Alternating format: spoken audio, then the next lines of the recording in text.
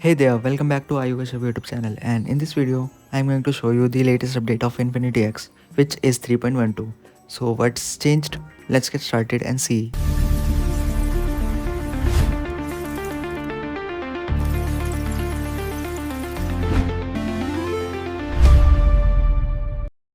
So this is my Redmi Note 5 Pro and I have installed InfinityX 3.12, which is the latest update by InfinityX in it. The few updates and fixes in this ROM are basically cosmetic changes like the icon for data and this memory booster QoS style. It works, it actually can clear memory. The other changes are related to app drawer, for example iOS style app drawer. And now as you can see, all the apps are on home screen like iOS.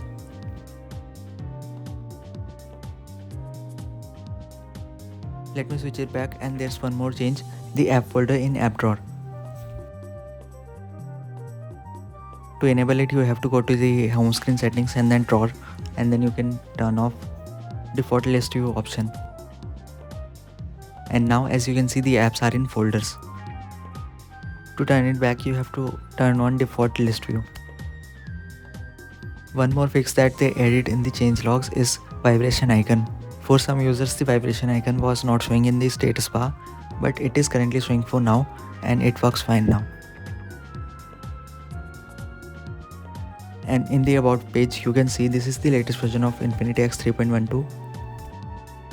The battery backup, the camera, the performance and the smoothness has improved a lot as well.